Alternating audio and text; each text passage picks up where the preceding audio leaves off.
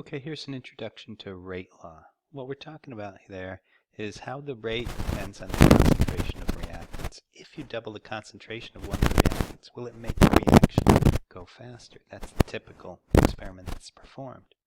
Three outcomes are likely. 1, no effect at all. 2, a proportional effect, meaning doubling the concentration doubles the rate. And 3, an exponential effect. Doubling the concentration quadruples the rate, or maybe even makes it go 8 times faster. We're going to omit the possible effects of makes it go even slower or doesn't make it go at all, because that probably involves just screwing it up by some side reaction or making it no longer useful. So these are the 3 effects we'll consider. All right, let's do the decomposition of nitrogen dioxide again, and we see that the rate is proportional to some rate constant times the concentration of nitrogen dioxide in moles per liter, and N is going to be the reaction order. The no effect will be a 0, the proportional effect will be 1, and the exponential effect will be a 2 or possibly even 3 or higher. So K is that rate constant, N is the reaction order. So if there's not effect, I should say no effect, then N equals 0, proportional 1, exponential 2 or higher. 3 common errors that come into play when people do this, and we're about to see a real experiment when they do it, is one is they assume that you can predict what the reaction order is given a reaction. You can only determine it by experiment. It has nothing to do with the coefficients, the reaction coefficients. See, we're going to show an example of that there where we got some nice coefficients. And sometimes people assume the product concentrations are part of the rate law formula. They're not.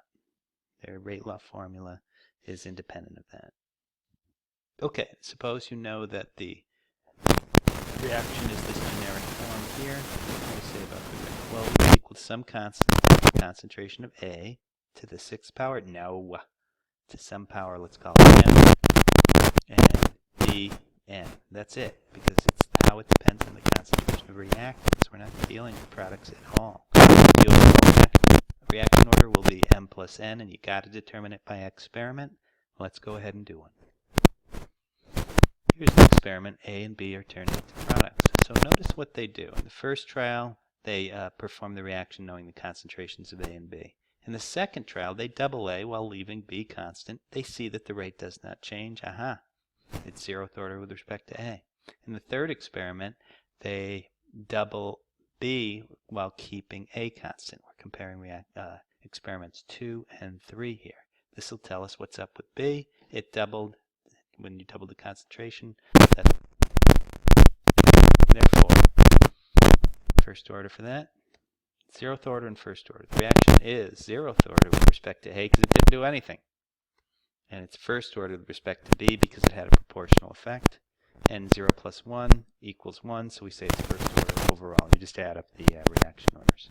There are other ways to determine this, which we're going to take a look at in the next slide. We can plot the reaction concentration over time and see how it behaves. Or we can determine the reaction mechanism, certainly the most complex one, but perhaps also the most informative. Okay, that's a little bit about rate law.